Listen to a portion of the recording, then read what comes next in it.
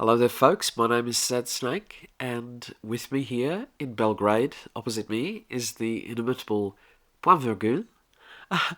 Thanks, Sad. Hi, everybody. Yes, we're together again, which can only mean one thing. We're going to have a little interview with this year's Luxembourgeois representative.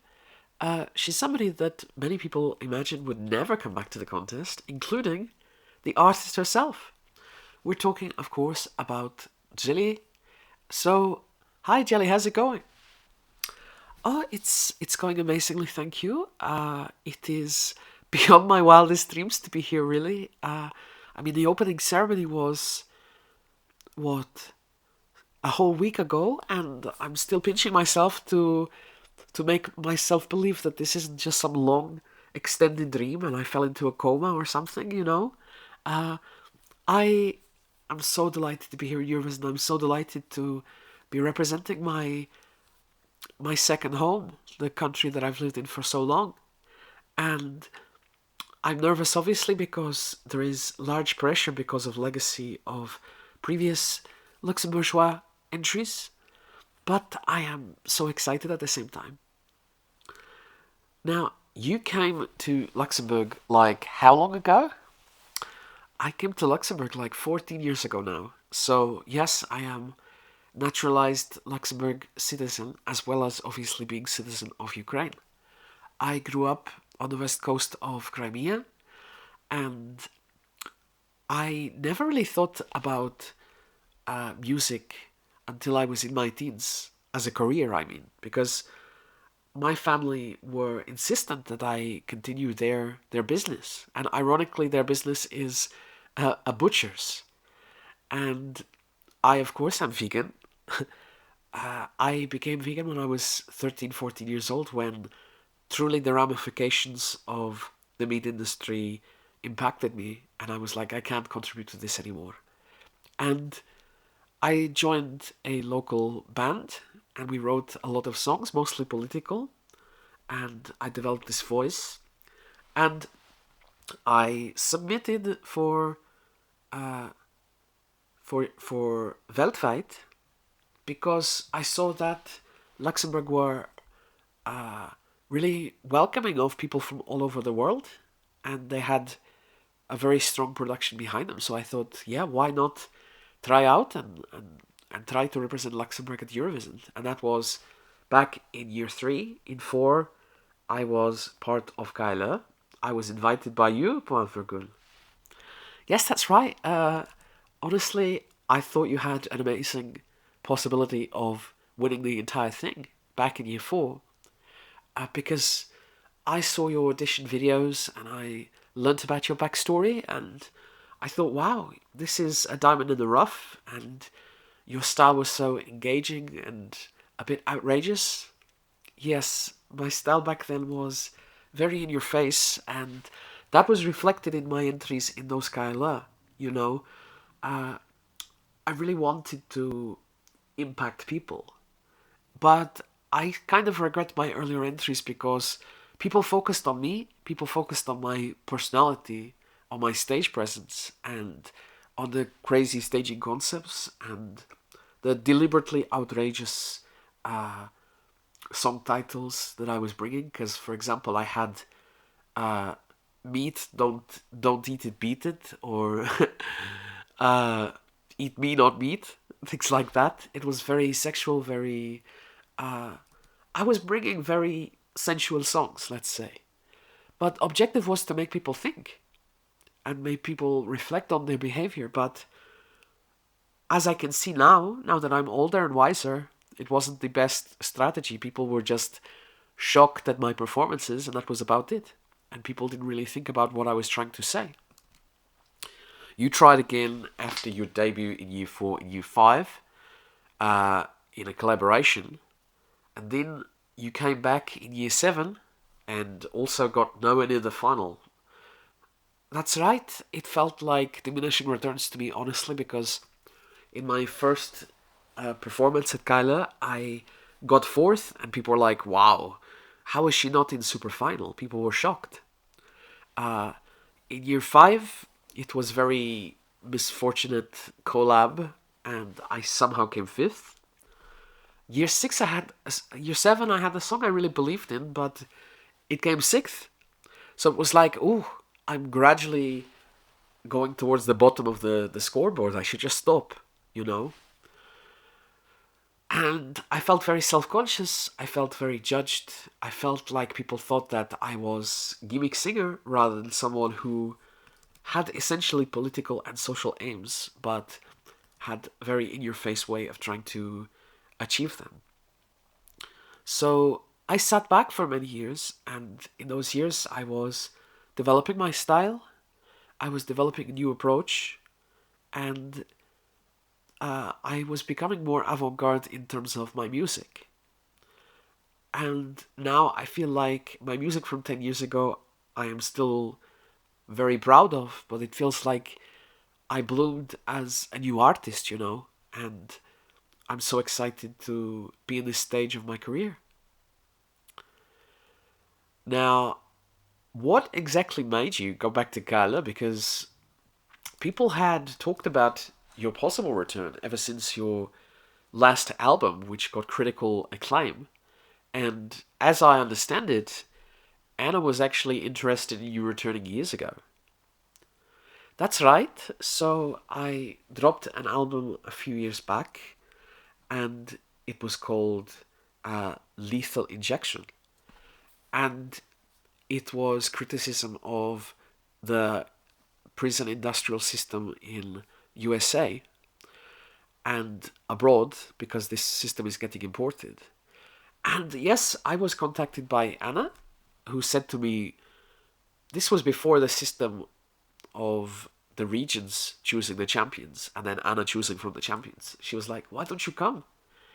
And then when that system was instituted, Anna was like, well, why don't you at least try for AceFit, which is the regional final of my adoptive region of AceLec. And I was like, no, I'm so self-conscious because people have certain impression of me. And I don't think I can ever re-establish in my mind who I am. I've got my fans, but in the context of Kyla, people will always see me in the prism of my first entries. What encouraged me to give it a try after all this was Perola do Tejo. I mean, even though she was the one to end the streak of top 4 entries for Luxembourg, I still think she is extremely inspiring person. Because she showed real resilience. She came back 4 times, 5 times if you count as a songwriter. And like me, up until her songwriter appearance, her entries were getting worse. Her last super final was in year 3. My last close to the super final was year 4. And yet she returned. And she came up against some of the most exciting artists in Luxembourg today. And she managed to win it all. And even though she broke the streak, I think she gained fans all across the world and made an impression with her song and the message behind it. And I thought, if Pera can do it, can I do it? Maybe? And that was what inspired me to put myself forward for AceFit. And honestly, living in AceLec is a mixed blessing because it's such a beautiful place. I wouldn't change where I live in Luxembourg for the world. You know, people say, come to the capital or come to Eschazet because there's more things going on. But this is such a beautiful place and I feel at one with nature here. But it is one of the most competitive national regional finals, definitely. So I wasn't even sure if I was going to win. And then I had to be selected by Anna if I did win. And yet here I am. I won with one of biggest margins of Gaila history, and I'm so pleased. What exactly was the inspiration for your song, chovanky? The inspiration for the song was me. I was reading a newspaper someday. This is the source of many of my songs. It's something I have in common with Super Hans. We're inspired by the world around us and what we're reading. I read about how the fur trade is actually booming and on the increase, and that it's worth $40 billion per year worldwide, and how like 300,000 animals are getting killed every day, and those are just the ones in the wild. there are also animals who are just bred for their fur. And honestly, I'm pragmatic as a person. I understand in certain places in the world, the only way to keep warm, the only clothing that they have access to is fur. But for 99% of the world, that is not the case. And we really should get beyond the situation where we are cruelly slaughtering so many innocent creatures. And why are we doing it? Just for vanity, for a whim, you know? It just horrified me to know that this is still going on. So I thought I have to raise the voice because I've always considered myself to be someone who is a voice of voiceless, and not just voiceless people, but voiceless animals too. Can you tell us a little bit about some of the lyrics of your song that you think are important? Well, I tried to make all of the song important lyrics because I want to say everything with every single line. But, for example, Twoja dusza żywe poserед stepu, do twoi dni stoi chalepu. You're living in the middle of this steppe, but your actions are creating misfortune. And it's this idea of these people who think that they're at one with nature. They call themselves outdoorsmen, and they think they're living this natural life, but what they're doing is destroying nature. And what's crazy is animals are still getting hunted that are in danger of extinction. You know? How many animals have we lost to hunting for fur? So many. And it's still continuing. We're still making the same mistakes. In the chorus, I say, Żółto gwiazdo, це для тебе примха, та через нього пролити лити крові. Cruel slaughter is just a whim to you, but because of it liters of blood are shed. Як ти не понімаєш, що тварина за щоби помирати не готові? What you don't understand is that animals aren't ready to die for a fur coat. And then, towards the end of the song, I'm singing this part in English, and it's a mortal sacrifice. Your fashion took their life. Your hands are crimson red. Your actions guide the knife. And the idea is that anybody who is buying into the fur trade that isn't second-hand fur that is already made long time ago is complicit in these barbaric tortures. Did you know that so many animals are trapped in like a steel jaw thing? And basically, animals are so desperate to escape that they will try to twist their limbs off just to get out. And obviously most will die of losing blood, which is agonizingly slow way of dying. So I really wanted to make people think with this song. And I hope that with the message being so center stage, that it will get through the people across Europe and the world. Tell us a little bit about some of the leitmotifs that you're using, both in the song and in the staging. Well, I am a very visual person. I am also a visual artist, you know, and I wanted to make a very engaging staging. So part of what I did was these leitmotifs that you see through the staging. One is the hunter's moon, and I find it such an interesting name for a moon. Like, we still have inside us this reverence for nature, you know? We still give importance to the sun and the moon and the stars and the tide. And things like a red moon still, we look up into the sky with awe, you know? So we've got this reverence for nature, but at the same time, with names like Hunter's Moon, we romanticize the destruction of nature. And it's this cognitive dissonance that I'm addressing in my song, because, like in the case of fur, so many of the people who wear the fur in the fashion industry would consider themselves to be quite woke to situations of inequity in the world, and yet they turn a blind eye to the suffering of animals. I am also using like the steps as a recurring leitmotif. I mention them at the very start of the song, and the idea is to try to bring the listeners and the viewers, when I perform tonight, into the world of the steppe, to make them imagine what it would be like to be both the hunter and the prey.